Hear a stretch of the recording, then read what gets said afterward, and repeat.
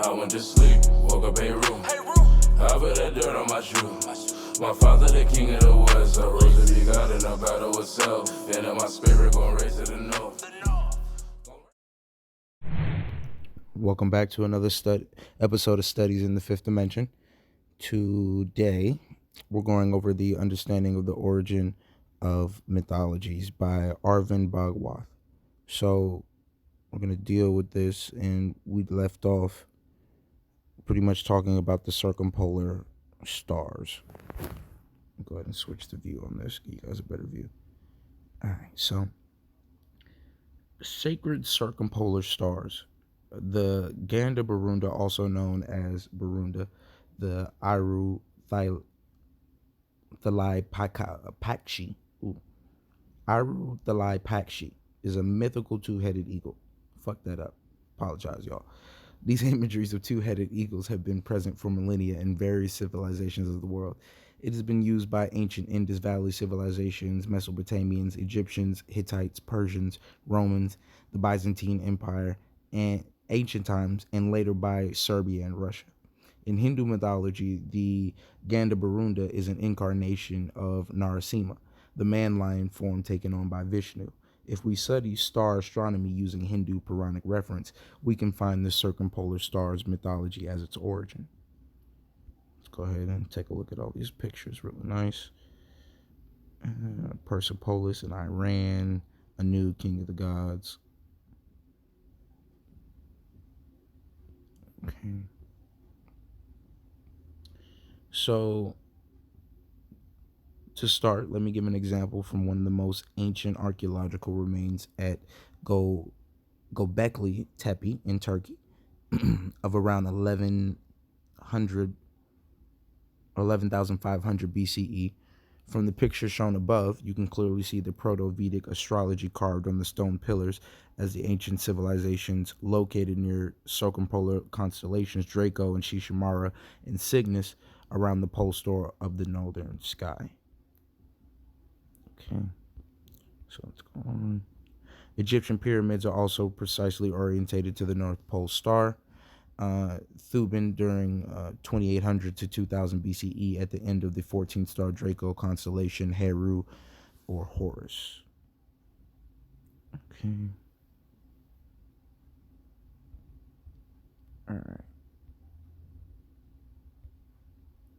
Now the Shishu Chakra, which is dealing with the Kundalini.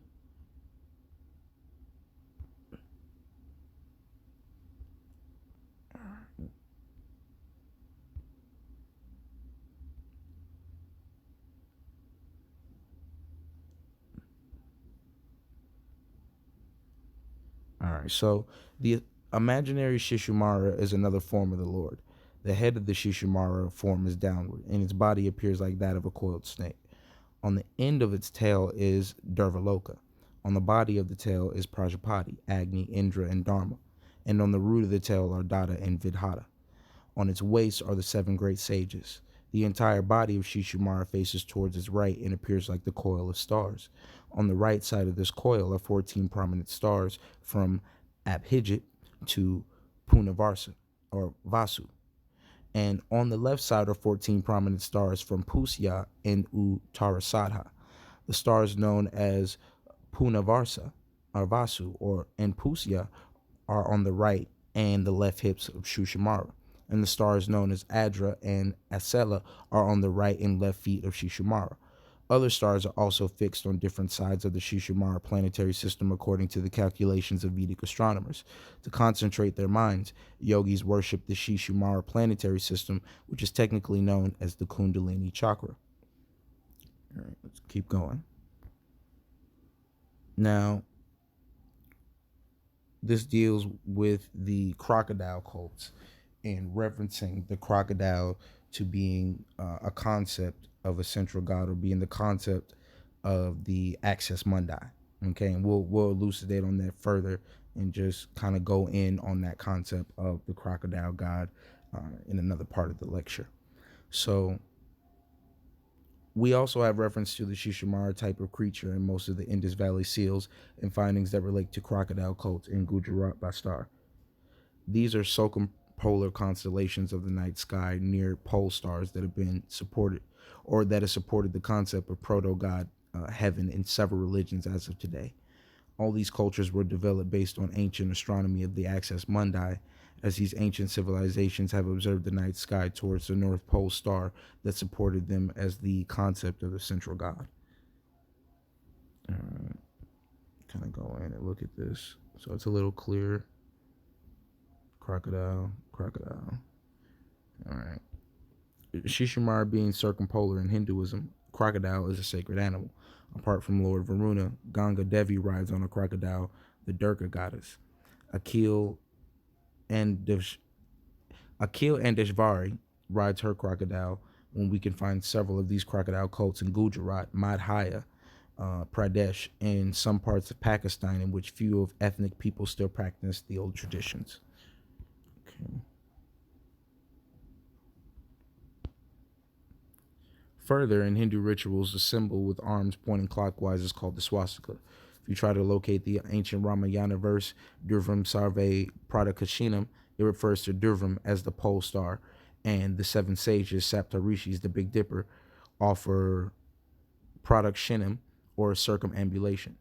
The word swastika is derived from the Sanskrit root swasti, which is composed of su, good, and asti, to be or there is.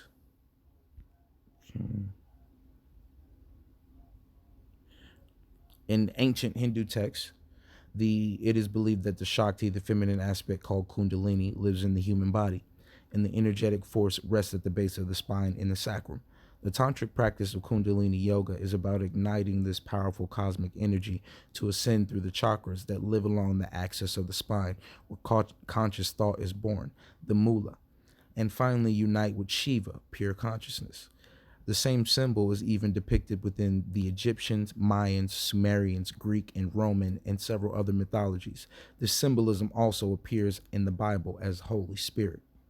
The Ahir Budnaya Samhita belongs to Hindu religion, is a Vaishnava Tantrika composition, and was composed possibly over several centuries within the first millennium of the Common Era. After 300 CE, Ahir Budnaya Samhita literally means a compendium Samhita of the serpent from the depths, from Ahi for serpent and Buddha for bottom root. All right, so Ahira Budnaya is also called Ohi Bridna or Uroboros. He is the king of the Nagas. The Nagas. Originating in ancient Egyptian iconography, the Ouroboros entered Western tradition via Greek magical tradition and was adopted as a symbol in Gnosticism and Hermeticism, and most likely, or most notably, in alchemy. Ahir Budnaya, the benefic serpent of the depths of the atmosphere, symbolizes fertility and Kundalini energy.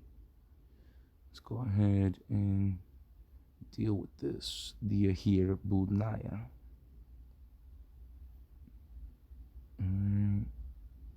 So Egyptian pyramids are precisely orientated to the North Pole star, Thuban, during 2800 till 2000 BCE. And the pyramids were constructed in a way that aligned with the sun's rising at the exact point of the solstice, just like many, many other specific holy sites that we'll see, including the mounds in America.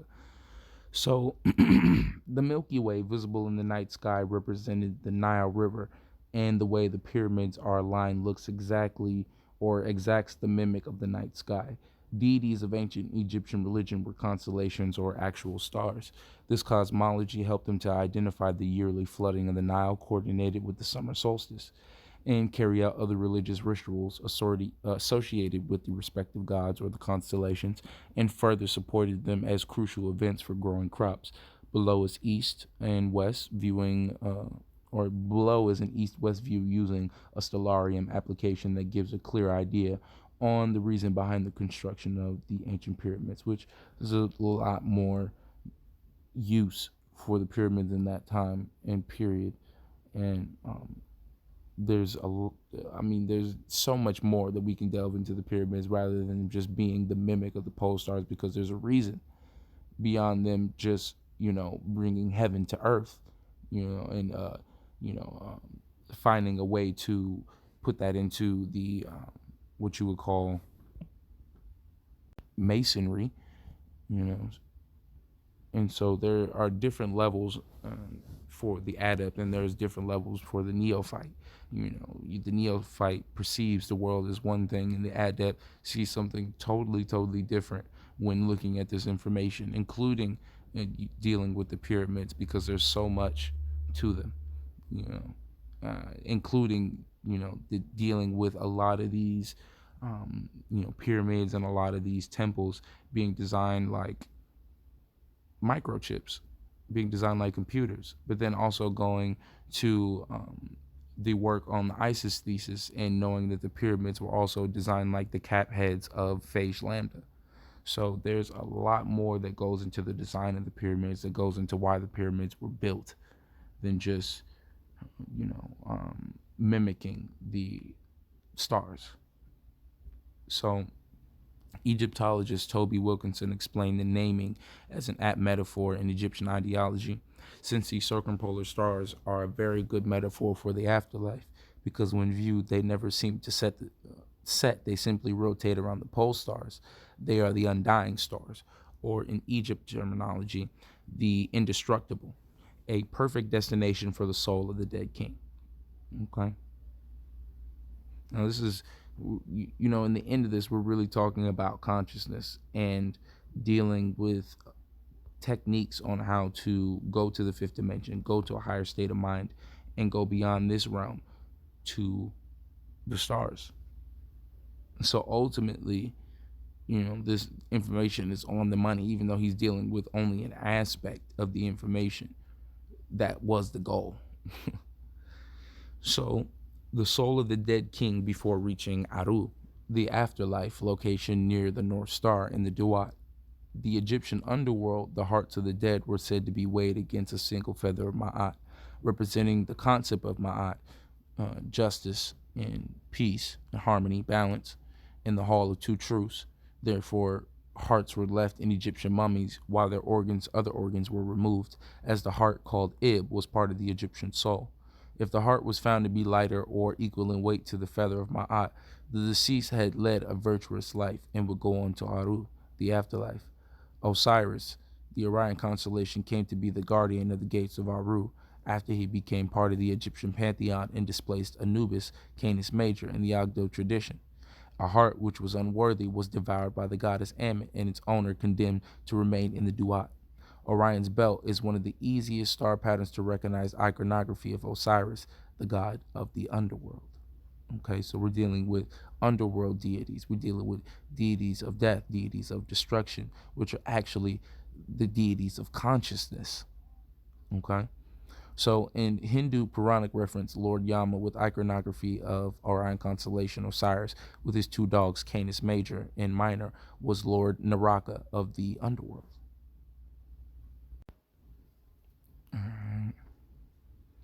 So of the ancient Indians, for example, when the vernal equinox was in Orion, that constellation, along with the Milky Way and Canis, represented the boundary between Devaloka, which is heaven, and Yamaloka, which is hell. So the river separating heaven and hell was the Milky Way. Think about the way that the underworld is set up under Mount Olympus in Hades. Okay, there's a river that separates Earth from the underworld. All this is connected. So while the dogs at the gates of hell were Canis Major and Canis Minor. Okay.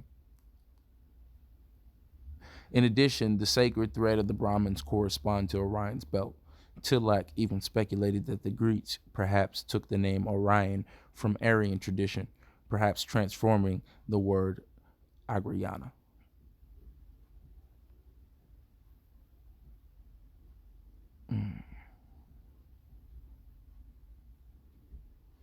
The weighing of the hearts, as typically pictured on papyrus in the Book of the Dead or in tomb scenes, shows Anubis, which is Canis Major, overseeing the weighing, and Ammit seating, awaiting the results to consume those who failed. The image contains a balancing scale with an upright heart standing on one side and a shoe feather standing on the other. Other traditions hold that Anubis brought the soul before the posthumous Osiris, who performed the weighing.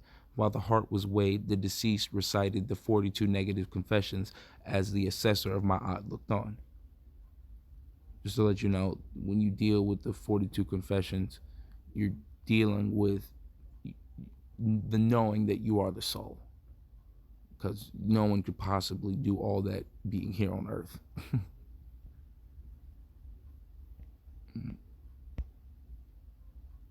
So Egyptians were often entombed with funerary texts to be well equipped for afterlife as mandated by Egyptian funerary practices.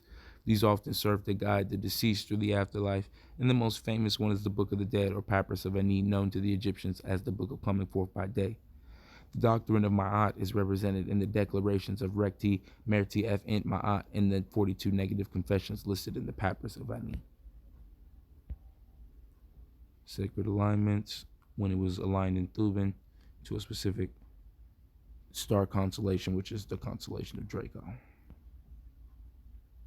The ancient Hindu temples follow the exact same logic. You can find several such references of these zodiac Dwara Palaka temple guards in ancient Hindu temples. The river was the source of life for ancient civilization or ancient kingdoms, and the people believed that it descends from heaven, and we currently have various Puranic references in the night sky. The visible Milky Way or Solstice axis was considered as a heavenly river. Egyptians identified the river Nile with the Milky Way, and in Hindu belief systems, it is referred as Akash Ganga, the cosmic river, or localized river in respective kingdoms. If you observe carefully, you'll find all pyramid or temples found in the western side of the river that reflect the Milky Way or Solstice axis. The Solstice axis or visible Milky Way cosmic river, or the Tirtha, was identified as the path of souls that acted as the cosmic river that flows all the way to heaven near the circumpolar or afterlife location. In Hinduism, the Tirtha refers to the divine river and means passage, and stal means location. When cosmic sky is mimicked in temple plan, then localized, the river Tirtha Stal acts as a path for the souls to heaven. In Hinduism, when we burn a dead body, when they burn a dead body, they always put the ashes in the Ganga or a nearby river, which is associated with this same cosmology. Okay.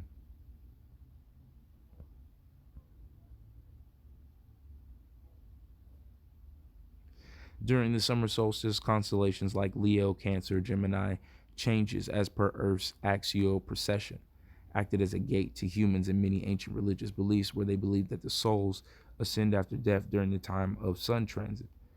On other opposite zodiac side near Sagittarius and Capricorn, we can find the other side of a stargate, which is near the galactic center.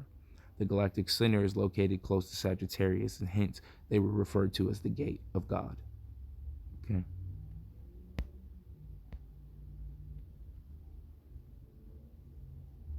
Avatar concept. All right. And keeps going over that. Over the Trishanku. And we're going to keep going. All right.